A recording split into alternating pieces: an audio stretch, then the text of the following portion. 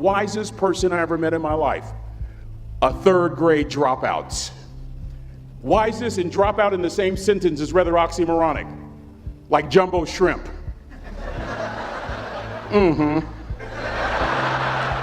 Like fun run, ain't nothing fun about it. Like Microsoft Works, y'all don't hear me.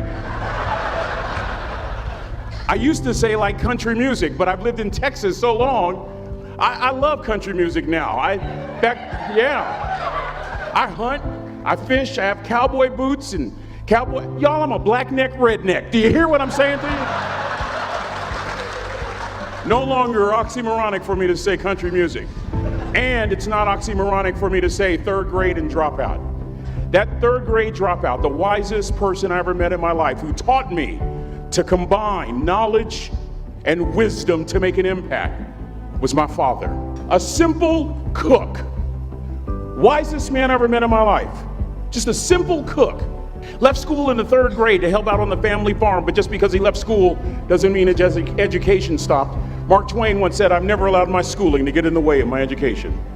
My father taught himself how to read, taught himself how to write, decided in the midst of Jim Crowism, as America was breathing the last gasp of the Civil War, my father decided he was going to stand and be a man. Not a black man, not a brown man, not a white man, but a man. He literally challenged himself to be the best that he could all the days of his life. I have 4 degrees. My brother is a judge. We're not the smartest ones in our family. It's a third grade dropout daddy. A third grade dropout daddy who was quoting Michelangelo, saying to us, "Boys, I won't have a problem if you aim high and miss, but I'm gonna have a real issue if you aim low and hit." A country mother quoting Henry Ford, saying, "If you think you can or if you think you can't, you're right." I learned that from a third grade drop. Simple lessons. Lessons like these. Son, you'd rather be an hour early than a minute late. We never knew what time it was at my house because the clocks were always ahead. My mother said for nearly 30 years, my father left the house at 3:45 in the morning. One day she asked him, "Why, Daddy?" He said, "Maybe one of my boys will catch me in the act of excellence. I want to share 2 things with you." Aristotle said, "You are what you repeatedly do." Therefore, excellence ought to be a habit, not an act. Don't ever forget that. I know you're tough, but always remember to be kind. Always. Don't ever forget that. Never embarrass mama. Yeah. If mama ain't happy, ain't nobody happy. If daddy ain't happy, don't nobody care. But I'm trying to tell you. Next lesson. Lesson from a cook over there in the galley. Son, make sure your servant's towel is bigger than your ego. Ego is the anesthesia that deadens the pain of stupidity. Y'all might have a relative in mind you want to send that to. Let me say it again. Ego is the anesthesia that deadens the pain of stupidity. Pride is the burden of a foolish person. John Wooden coached basketball at UCLA for a living, but his calling was to impact people. And with all those national championships, guess what he was found doing in the middle of the week? Going into the cupboard, grabbing a broom, and sweeping his own gym floor. You want to make an impact? Find your broom. Every day of your life, you find your broom. You grow your influence that way. That way you're attracting people so that you can impact them. Final lesson. Son, if you're going to do a job, do it right. I've always been told how average I can be. Always been criticized about being average. But I want to tell you something. I stand here before you, before all of these people, not listening to those words, but telling myself every single day to shoot for the stars, to be the best that I can be. Good enough isn't good enough if it can be better, and better isn't good enough if it can be best. Let me close with a very personal story that I think will bring all this into focus. Wisdom will come to you in the unlikeliest of sources, a lot of times through failure. When you hit rock bottom, remember this. While you're struggling, rock bottom can also be a great foundation on which to build and on which to grow. I'm not worried that you'll be successful. I'm worried that you won't fail from time to time. Person that gets up off the canvas and keeps growing, that's the person that will continue to grow their influence.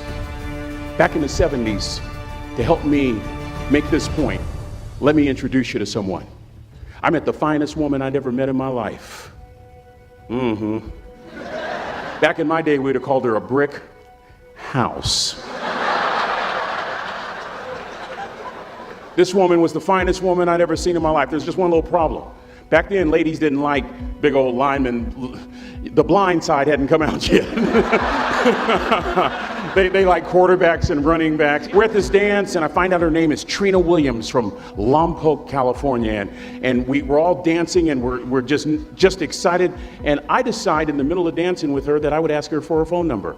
Trina was the first one. Trina was the only woman in college who gave me her real telephone number. The next day, we walked to Baskin & Robbins ice cream parlor. My friends couldn't believe it. This has been 40 years ago, and my friends still can't believe it. We go on a second date, and a third date, and a fourth date. We drive from Chico to Vallejo so that she could meet my parents. My father meets her.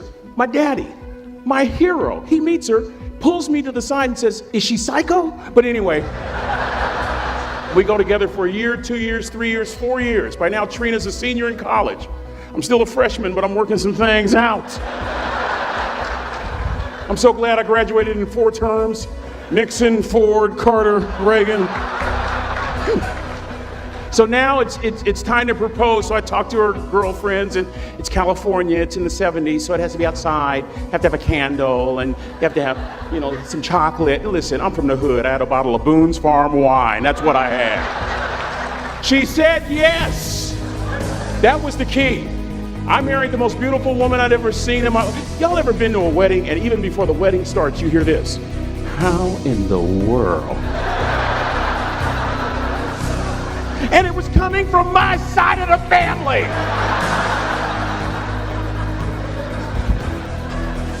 We get married, we have a few children, our lives are great. One day, Trina finds a lump in her left breast. Breast cancer. 6 years after that diagnosis, me and my 2 little boys walked up to Mommy's casket. And for 2 years, my heart didn't beat. If it wasn't for my faith in God, I wouldn't be standing here today.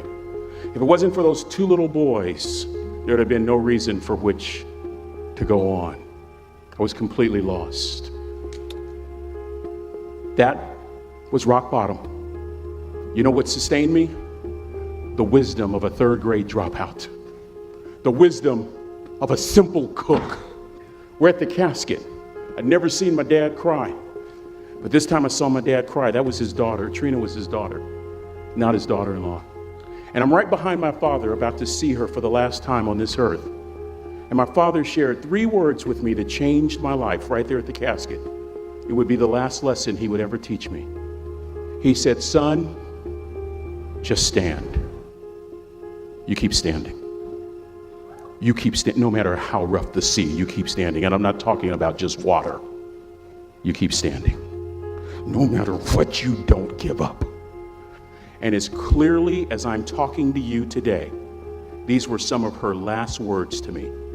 She looked me in the eye and she said, "It doesn't matter to me any longer how long I live. What matters to me most is how I live." I ask y'all one question, a question that I was asked all my life by a 3rd grade dropout. How you living? How you living? Every day, ask yourself that question, how you living? Here's what a cook would suggest you to live this way. That you would not judge, that you would show up early, that you'd be kind, that you'd make sure that that servant's towel is huge and used, that if you're gonna do something, you do it the right way. That cook would tell you this, that it's never wrong to do the right thing, that how you do anything is how you do everything. And in that way, you will grow your influence to make an impact. In that way, you will honor all those who have gone before you, who have invested in you. Look in those unlikeliest places for wisdom. Enhance your life every day by seeking that wisdom and asking yourself every night, how am I living? May God richly bless y'all. Thank you for having me.